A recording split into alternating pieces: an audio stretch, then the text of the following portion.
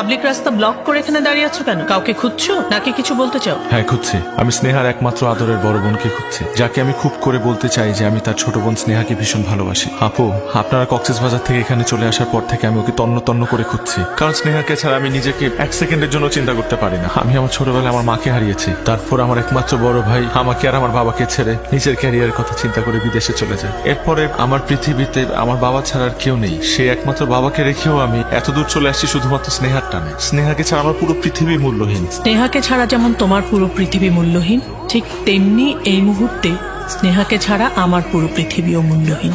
So তুমি স্নেহাকে ভুলে যাও। ভুলে যাব?